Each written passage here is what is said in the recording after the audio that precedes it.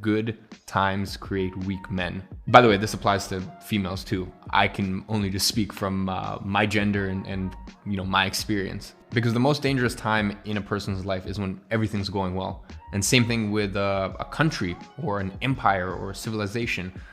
The most dangerous time is when everything's been going well. And as I said, I'm referring to men here because I can kind of only speak about that side of the fence, but men are weaker than they've ever been. And by the way, I'm not talking here about toxic masculinity because I already know that someone's going to try to point the finger and go, you're perpetuating toxic masculinity. Far from it. As you guys know, any of you that have watched this channel in detail, I believe in deep healing. I believe in healing trauma. I believe that men have emotions, men cry, men go through very, very tough times.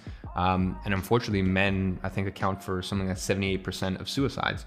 Being a woman in this world is extremely tough. Being a man in this world is extremely tough. The only difference, and I'm not saying this is right or wrong, is that as a woman, it's okay to express those emotions and show weakness. As a man, in a lot of ways, it's looked down upon. So I'm not talking about toxic masculinity here. I'm talking about things like gluttony, laziness, sloth. These are really just all sins. Men are really having their energy zapped from things like porn, video games, the water that we're drinking, the GMO foods that we're eating, the EMFs. A lot of people will call you a crazy conspiracy theorist if you talk about this sort of stuff.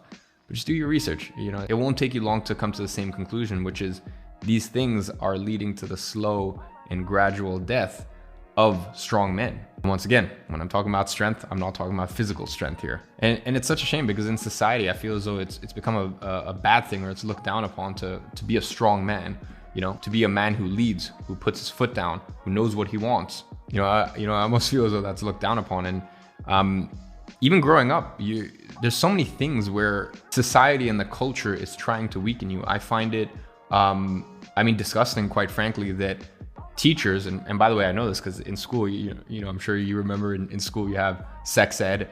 I vividly remember, teachers saying, yeah, it's totally fine to masturbate to porn once a day, twice a day. I cannot believe that teachers are allowed to put that into young teenagers' brains. Look, if you want to masturbate to porn once a day, twice a day, 3 times a day, there's people that do it 10 times a day. Stop it. Get some help. Be my guest, but know what that is doing for your brain. If you want to fry your brain, if you want to lower your testosterone, if you want to objectify women, if you want to not be able to interact with the opposite sex, which is already a huge, huge issue in our culture. These days men can only interact by texting or just a whole host of weird, convoluted other methods to meet the opposite sex and interact with the opposite sex. These days, you can't just go up and say hi. So as I said, to me, it's absolutely crazy, the way that we grow up as men these days. Most of the time without role models. I know I come from a fatherless home. My biological father, he was an alcoholic, abusive. So, he was out the picture before I was born. My stepfather, I saw maybe 2 months out of the year. And I kind of wish he wasn't around. He was more of a, he was a real tyrant. Like there was deep, deep psychological scars. So yeah, he basically taught me everything that a man of honor should not be.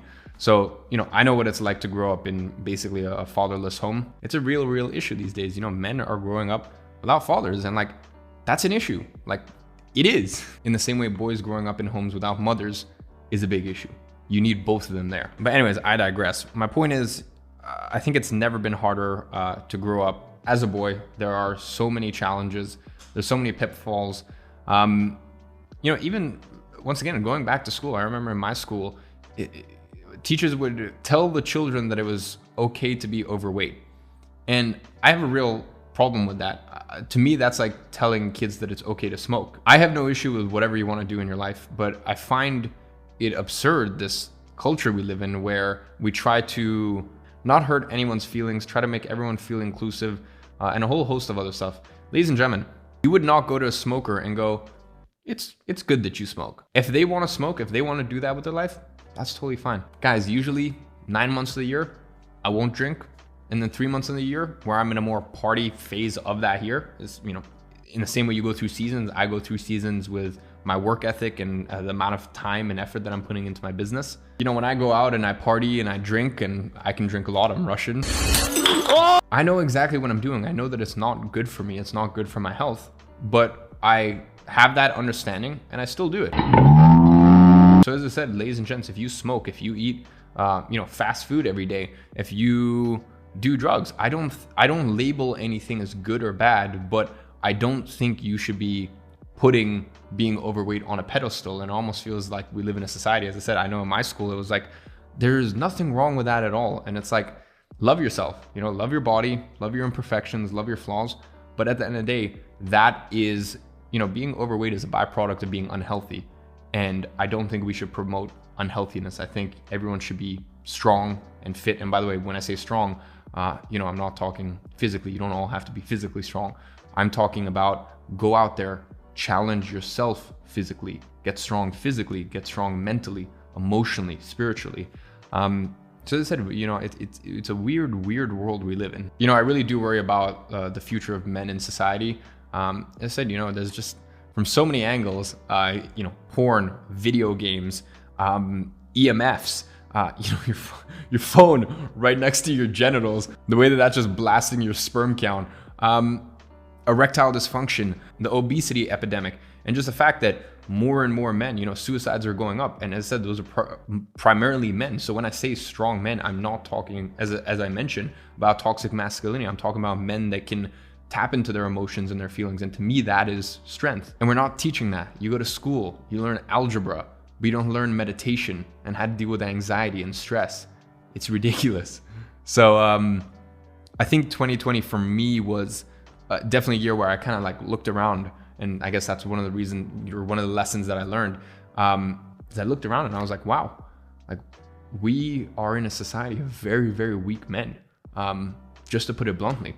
Now, from a more, it's very easy for me to look at everyone else and judge. From a more internal perspective, or pointing the mirror back at myself, same thing. Good times when things are going the best, when there's a 3, 4, 5 month run where I'm on top of the world with my health and my fitness, and my spiritual practice and my business, inevitably you start to lose those disciplines, traits that got you there in the first place. So it's very easy for me to judge everyone else. I do it myself. I have good times in my life, and those good times actually inevitably make me weak.